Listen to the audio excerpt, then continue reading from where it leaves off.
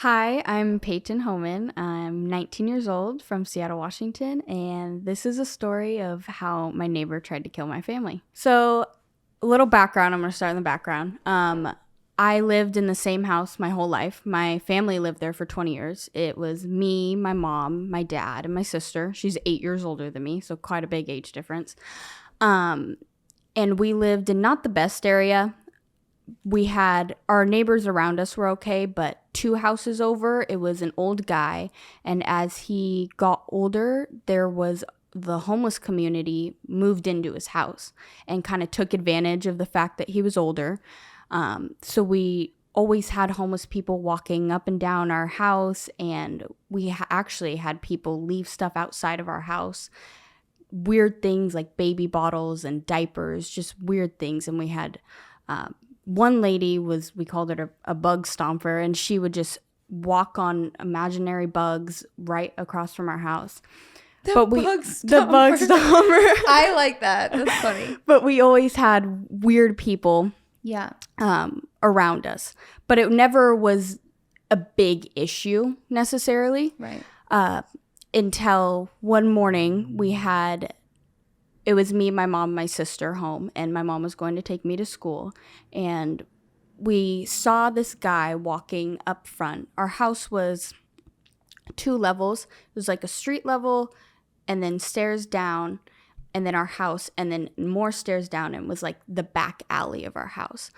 And he was walking up front in front of our gate and taking pictures on his phone. And my mom felt very uncomfortable taking me young to school when there was someone out there. So she called the cops, and they said they would stop by. Not sure if they ever did. She ended up taking me to school late, and that was kind of it. Didn't think anything more of it.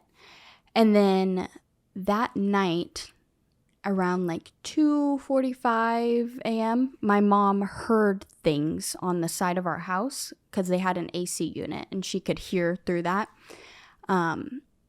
And so she went and kind of tried to check it out through our back window and saw a guy standing at our back door. And she heard keys jiggling at first, and she thought it was my sister because my sister's bedroom was in the downstairs and we were all upstairs, and she was 19 at the time. And so she would come and go and do whatever. But when she looked over, she saw a guy, and she was very confused trying to get into. So then she woke up my dad, and we assume this has happened before, to where people who live down the street, the homeless people, would come and try to get in our door thinking it was their house. Right. And so he opened the window and screamed, "Wrong house." And the guy looked up at him, continued trying to get in, and he was like, "Wrong house, wrong house." The guy didn't care. So at that point, my dad went downstairs and was at the door, the back door where he was trying to get in, and told him, "You need to leave. Like, this is a wrong house, wrong house." And that made him angry. And he started to walk back and forth between the back door and just where our, like, supplies was, like random stuff in the yard, and stripping off of his clothes. And so at that time, my dad was at the door, and the guy was trying to kick in the door. And then he told my sister, "You need to," like, yelled at my sister, woke her up. She went past and went upstairs, up to my mom. At this point, I was still sleeping. My mom was frozen. She didn't know what to do, because at this point, he's a threat to us.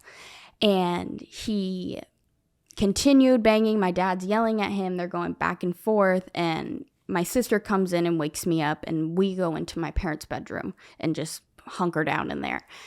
And the guy eventually picked up a propane tank we had and threw it into the back door and just kept smashing into the back door with his feet. And then he backed up, and we had stairs on the side of our house. He backed up, walked all the way around our house, and my dad went on the inside of the house up the stairs, and we had a wall kind of covering where the front door was, a hallway.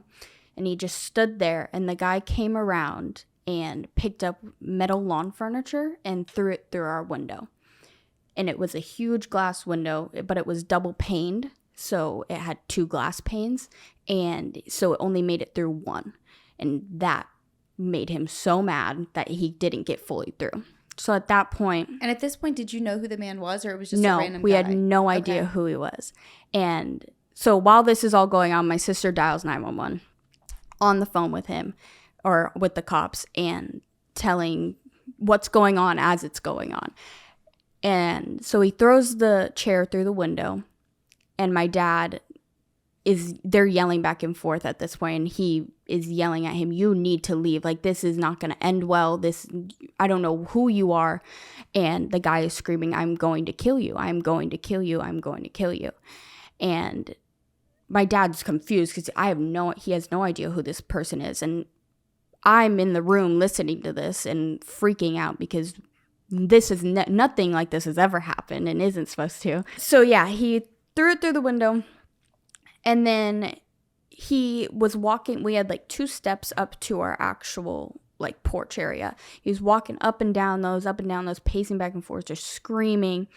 And then he started, after the window didn't work, he couldn't get in through the window, he decided to we had a 3-pane door. So it was like just a wood door, but there was 3 panels. And he started kicking in the front door. And my dad's screaming to us, where are the cops? Where are the cops? And the cops are on the phone saying they're on their way, but not fast enough. I feel like in moments like that too, they never come fast enough. It feels so long, yeah. And he's screaming at us, and we're screaming back. But he's also telling us to be quiet because he doesn't want, if the guy were to get in, he doesn't want him to know where we are.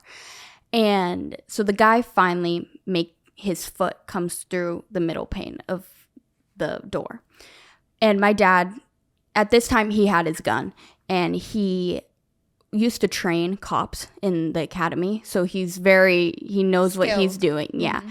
And he gave him a warning shot. So he shot to the left of him. And it's actually funny because when this all came out on the news and stuff, everyone was like, oh, horrible aim. But he gave him a warning shot, and he shot to the left of him and told him, he says, the next one, I'm going to hit you. Right. Like, which was already nice because he was threatening to kill you guys. Yeah. And so that just made him more mad and made him freak out, and he screaming still.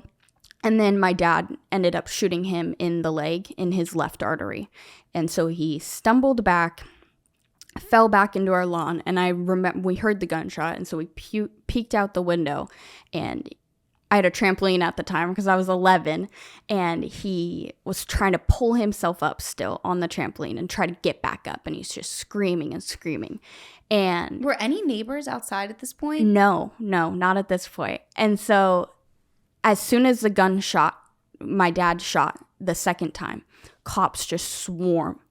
And apparently they were there, but they had to secure perimeter. But on the phone, my sister is telling the person, he's going to shoot him. We need someone here. And they didn't come until they heard that shot. So they came down, and the guy's laying in our front yard. There's glass all over our front porch. And they make my dad crawl out in the glass because at the time they don't know what the situation is and they have to secure it. Mm-hmm. But they lay my dad 3 feet from the guy and put him in handcuffs. And my dad's a big guy, and he has back problems and all that. So they put him in handcuffs, and my dad told the cop, like, my shoulder's going to pop out. Like, can you cuff me in the front at least? Like, and the guy, as he's bleeding out and they're putting a tourniquet on him, he says, wah, I just got shot. And my dad just looked at him, and he was like, get me away from this crazy guy. Like, I don't know what he thinks, but get me away from him. So my dad tells him, hey, I have cameras, video and audio. So everything's recorded. So they take him out of handcuffs and they sit him down. But at this point, they kept us separate. Me and my mom, my sister, and my dad, they kept us separate for statement purposes. And it took them 9 minutes and 45 seconds exactly to get there, which is crazy because we live 3 minutes from the police station. Yeah. And it was in the middle of the night, right? It was in the middle of the night, yeah, at 2:45, 3 a.m. So we get our statements, and in the middle of that, my dad one of the cops comes in and he's like, your dad's asking for some pill. Immediately I know what pill it is. He has heart attacks. He's had heart attacks before. And it's a little pill that's not stops it, but delays it and regulates everything. So immediately I shot up. So he was actually having chest pain, not a full heart attack, but like symptoms, yeah, while this was happening because of the adrenaline. So we got him that. And then they ended up taking him in through the house, and it was so crazy because they had the little numbers everywhere where the gun shells were and everything. So they took both our statements, and then they eventually let my dad back in. And then we were like, well, can we leave? Like, what's the situation now? There's blood all over our front yard and glass everywhere. And we're like, we just don't want to be here looking at this now. And they were like, yes, you can leave. And we asked if we could go get some clothes in our rooms. They were like, oh, yeah, you want to get all dolled up for the news? And we kind of laughed at them, like, what are you talking about? And they were like, well, the whole newscast is 3 news channels are outside of your house already. And it had only been not very long at all. And so we were like, well, now we want to go out the back. We don't want to be filmed right now. We don't want any of that. We don't want to talk to the news at all. So we ended up going through the back alley and going to my grandma's house and staying there for a while. And then we find out who this guy was. We have known our neighbors for so long. Since we lived there, it's been like the same people. The neighbors right next door to us, it was an old lady, and she had like a double level like ours, but it was blocked off the bottom level, so she was renting it out to a guy who was out of state. He had just gotten divorced. He had 3 kids, and he moved here for, I don't know why, but he decided to move here without his kids, without his ex-wife, and he is schizophrenic. And he was also doing heroin with the homeless people next door. So that night that it had happened, that it was him, and the morning before when he was taking pictures. So they went through all of his stuff and searched things, and then they took him to the hospital. They took him to Harborview, which it's like a intensive, like they need immediate help. Mm-hmm. And they took him there, and once he was stable, they gave him, the cop went in to interview him, and he was still on something, and he was off his meds. So he was not taking schizophrenic meds and also on heroin. So it was a mix of the two. The police interviewed him in the hospital, and he basically said that my dad had been stalking him and pointing lasers in his house, along with one of our other neighbors in the back, and that my dad had all these things in his backyard and this perfect family. And basically, he lost his family, and so he was jealous that my dad had that family. That was like one of the first things I thought too, because like, I don't know, I watch all those crime shows, and like when they're trying to figure out people's MOs, like a lot of times it's almost like it relates back to their life. Yeah. And that's when we figured out that he had a family. We were like, that it makes sense. Mm-hmm. It makes sense. And we ended up like going back in our camera footage, like from our Ring cameras, and a week before, my sister, she was pulling out the driveway kind of fast, and he was standing in our back driveway, and she almost hit him, but didn't notice him there. And so he had been watching us and thinking these things for a long time. Yeah. And so, our neighbor, it was this old couple on the other side of us. Apparently, he had come to their house right before and was banging on their doors, but they didn't wake up or anything. And, well, they heard it, but they didn't go and confront. Okay. So I think my dad confronting the situation, that made him mad. Yeah. It could have not been us. It could have been them if they confronted the situation. So do you think if he would have gotten in, that he would have killed all of you? Like, if he could have? Or tried to, at least? I think my dad, yes. So his main focus was your dad? Yeah, that was his main focus, as what I know. Okay. Because my dad's the one who confronted him, and he was saying, I'm going to kill you. Right. Yeah. And maybe, like, he kind of saw your dad as having what he didn't. He didn't, or what he lost. Right. Yeah. But it could have been if my mom confronted him or my sister, that he was just, maybe he didn't know who it was behind the door, but he was mad at that person. I'm going to kill you. Yeah. And it's scary because that's just, mental illness is so real. Yeah. I mean, I feel like at this point in the world, people know that or should know that. But it's just so sad because innocent people can die because someone's sick. Yeah. And that's what's scary is it is just a sickness. But how aggressive it was and how it wasn't just a break-in. It wasn't he was trying to break in to get things. It. Yeah. He was wanting, he said, I am going to kill you. It wasn't he was robbing us or something. Yeah. Yeah. Yeah.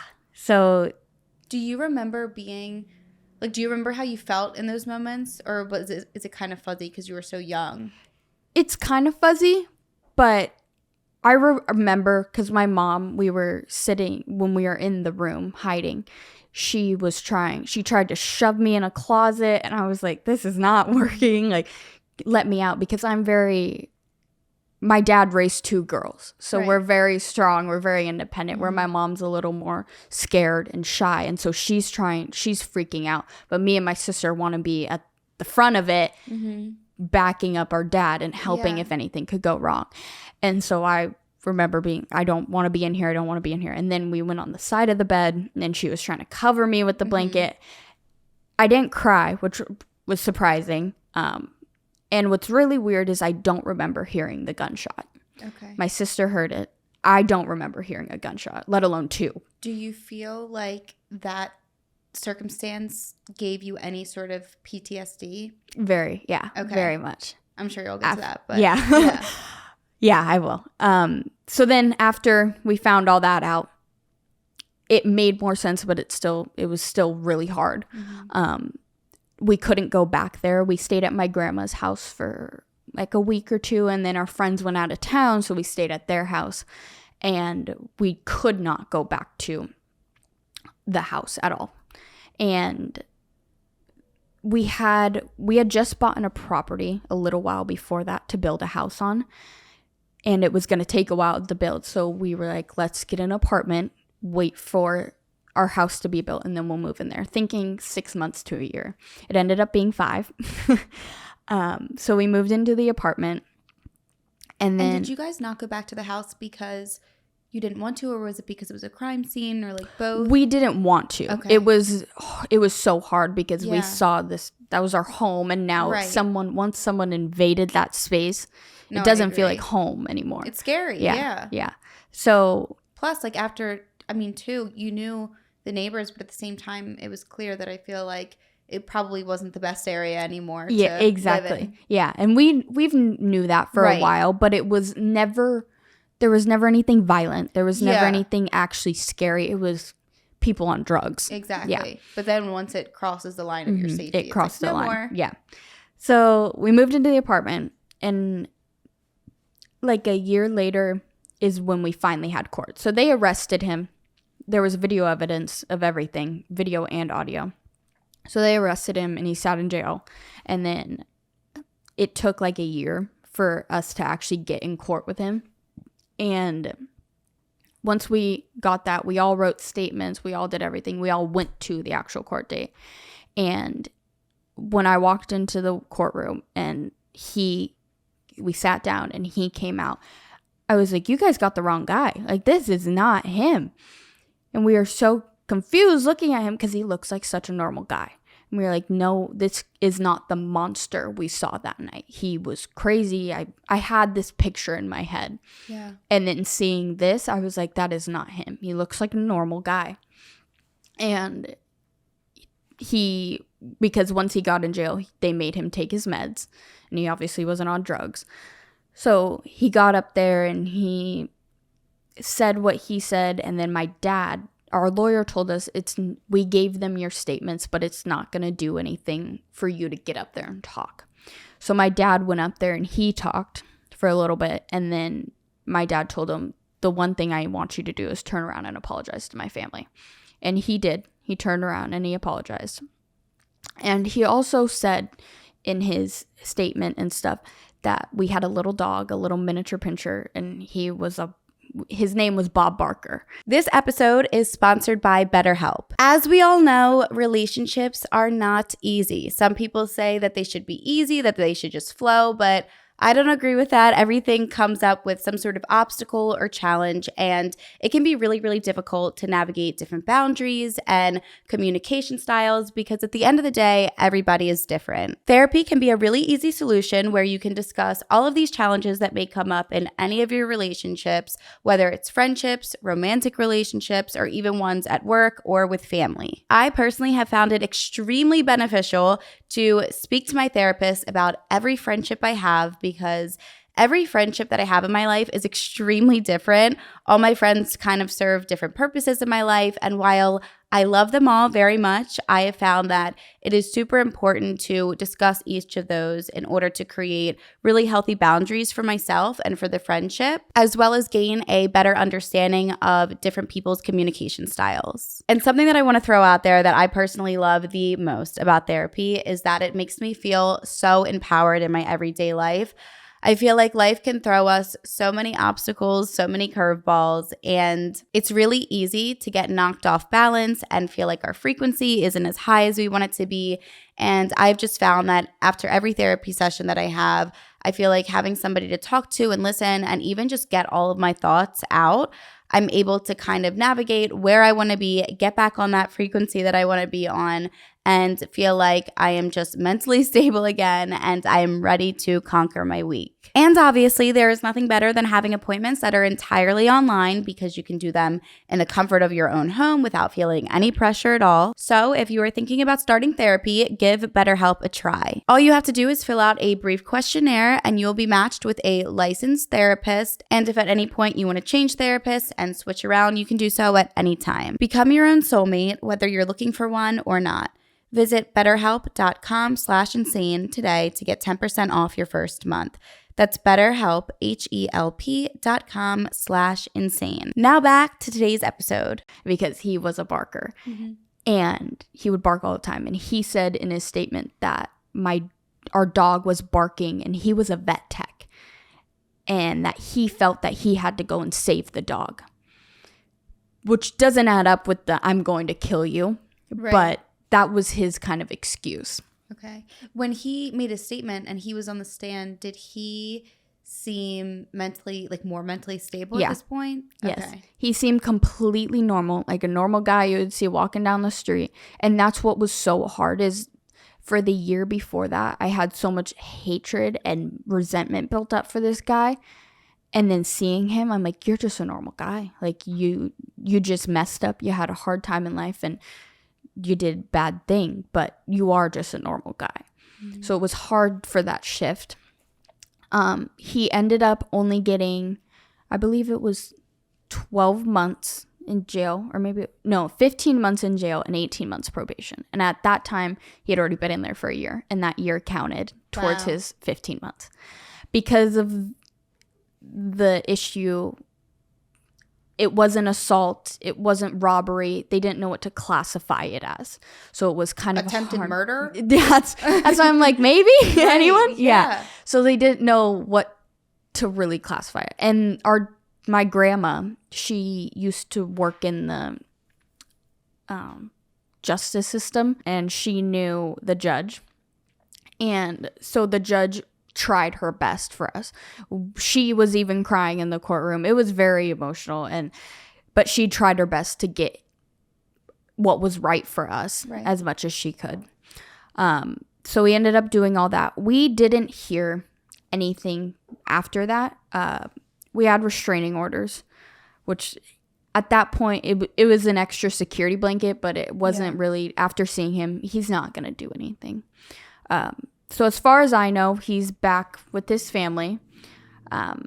He left Seattle they evicted him, our neighbors, because we want no ties to that. And we knew them very well. So it was, the lady felt like she was responsible for it in some way when she isn't. It's not her fault at all.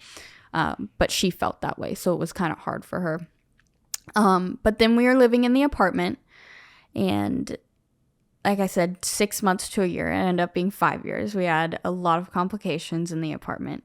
And 5 years. 5 years. 5 years. When you said 5, I thought you meant months. No, 5 years. 5 years. Wow. Yeah. So it was a drastic change in what we thought. Yeah. The apartments we moved into weren't the best area, but like I said, we thought we were going to be there a short amount of time. And after all that had happened with our house, it was kind of everyone was like, this will never happen to you again. This was a once in a lifetime thing. Like, nothing even close to this will happen to you. And so in the apartment, I ended up sleeping on my parents' floor for like 9 months. I couldn't sleep by myself. I was freaked out. I still struggle with sleep issues. I'm taking melatonin like crazy. And they recommended for all of us to go to a therapist, a family therapist. And we went, but that's just not my dad's thing. So, or my sister's really. And so they stopped, and me and my mom continued to go. And the lady we went to ended up not helping very much. So we went to a couple different, and I've gone through multiple therapists throughout this time because I do now suffer from PTSD. But yeah, slept on my parents' floor for a long time. Eventually, I kind of got over it and was able to live normal life more. Yeah.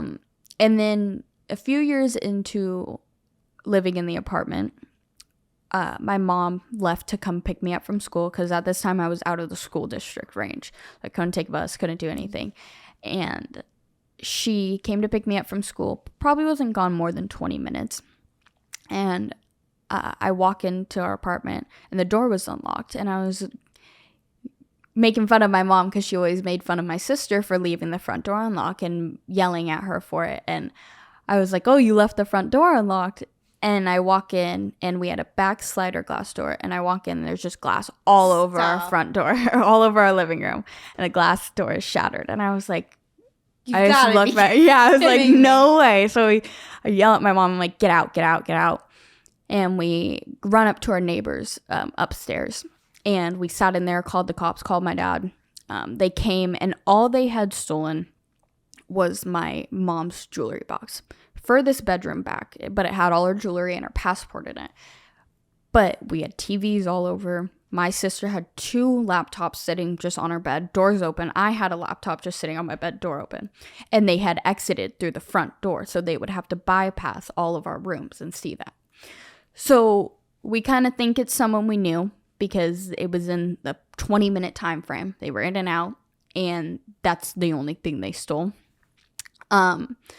So after that, they came and replaced our thing, and I'm like, so much for this nothing like this will ever happen to you again. Right. And now it's 2 times we're living it. So that caused kind of a rejoice of the PTSD for me. So that kind of caused like a reminder of PTSD as I was getting over it. And I feel like too, before it's like, it happened in the middle of the night, and then now this was during the day, right? So it's like, okay, I'm not safe at any time. Not safe at any time. And it caused, like, I wouldn't go out places. For a long time, I didn't even want to go anywhere without my dad because, in my eyes, he was the one who saved me from that situation. And so I didn't want to go anywhere without him. There was one time we went to the Space Needle and tried to go up, and he had his gun on him, and they didn't tell us until we were about to go on that he couldn't carry it. And I was like, well, I'm not going on because I was so terrified of public spaces. And because if it happened in my home, why wouldn't it happen anywhere? And so I was freaked out about all that. And it was hard with the house situation, reading all the comments after about a lot of people being their stances on guns, and I get it, but he knew what he was doing. He's licensed and he used to train cops. So, and if he wouldn't have done that, I don't know what would have happened that night. And that's what's the scary part of it. People can have their opinions, Mm-hmm. but I think that there is absolutely nothing wrong with having a gun in your home to protect you or you and your family. Yep. And that's safety. It's safety. Absolutely. And and that's what I've written papers about it in school. Until you're in that situation, you don't realize how much you do want that. Yeah. Because, and I definitely think there should be rules and regulations. Oh, 100%. And not anybody should be able to just go and train and get a gun. Like, you should have to pass a lot of tests and have to do sure. Yeah.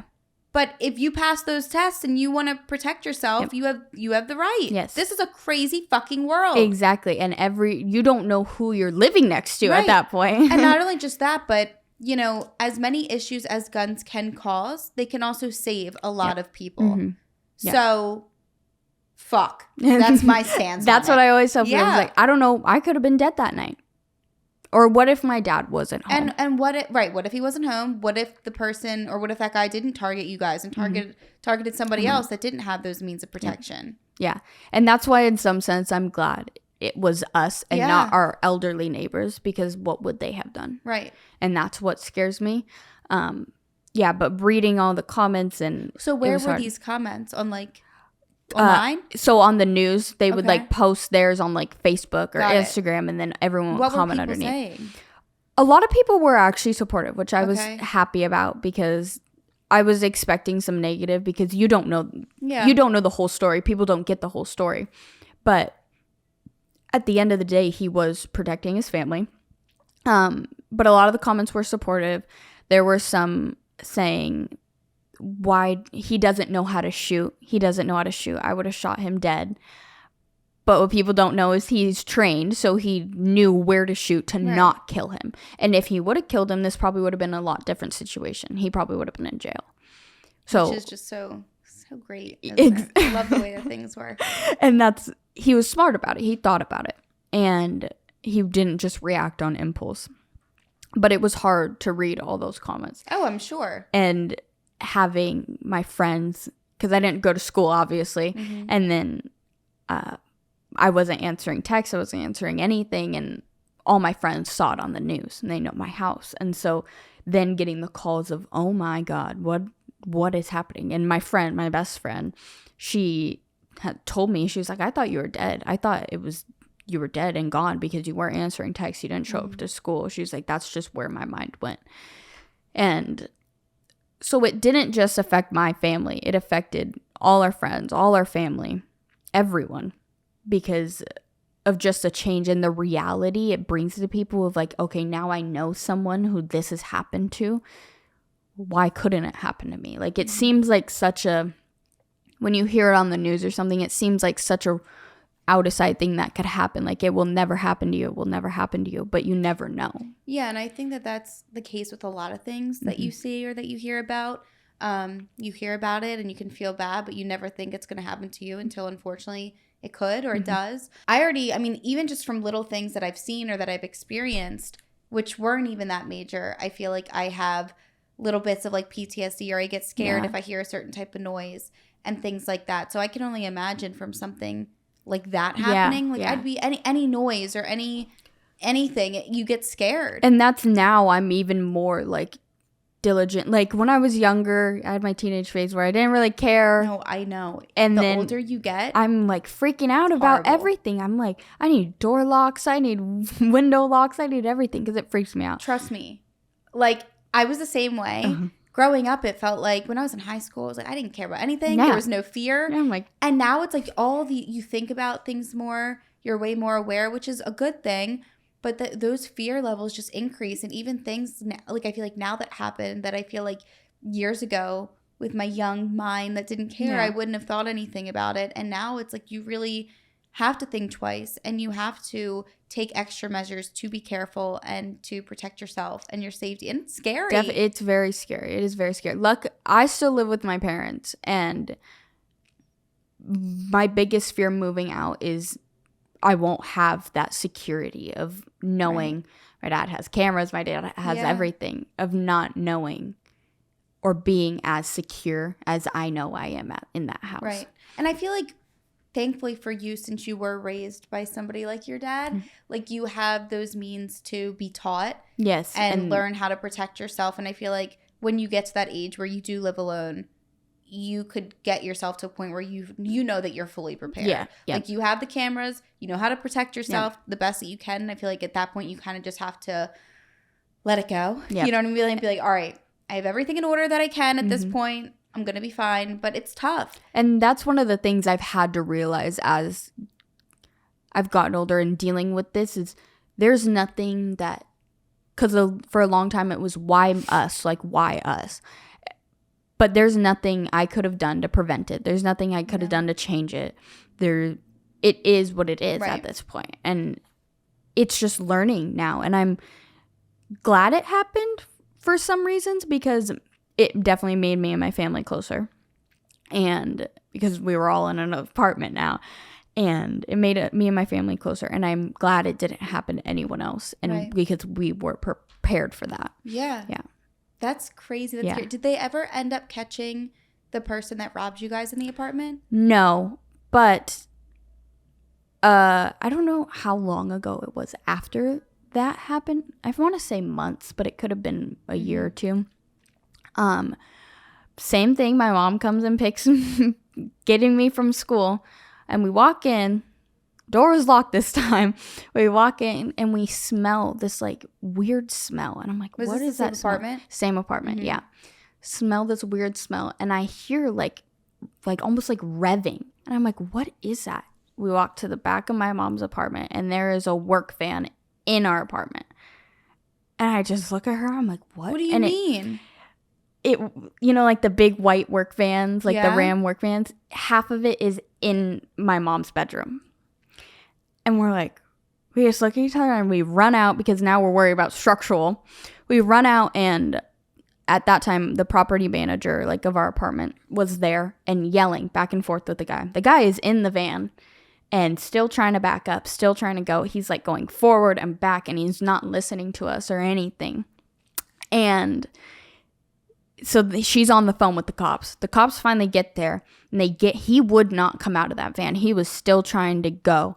And the cops finally get here, pull him out. He had peed himself, and he was so drunk. He couldn't even make words. He couldn't hold his head up, nothing. So our apartment was in the back. And it was like our apartment, some grass, and then some bushes. And the parking lot was all the way in the front. He had jumped the curb, gone into the bushes, and then tried to back up and just straight into our apartment. So half of his van was in our apartment. And he lived like upstairs and like to the right. So that was an accident because he was drunk? Yeah. Okay. But we knew the guy. Okay. Turns out we knew the guy. My sister used to babysit his kids, him and his ex-wife's kids. And my mom used to get her hair done by her. Right. And so we ended up calling the wife because he was on his way to pick up his kids at school. And she was out of town. And so we contacted his wife, and he went to jail, and then they had to put us in a hotel because we couldn't stay in there because it's half the van. And I just remember like once they let us go in and get stuff, walking in, and my mom and my dad had this dresser that they had forever since they like got married. And my cat loved to stay under it.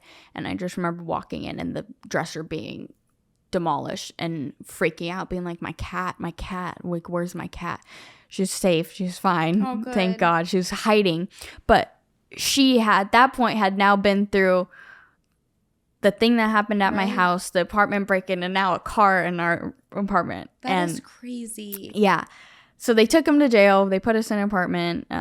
He ended up coming back for a while into the apartment, and then they ended up moving him. They didn't evict him. They just moved him into a different like sections of the apartment, so he wasn't near us. And then did you guys ever end up getting the house that was being built? Yeah, so for the 5 years. It took a lot longer because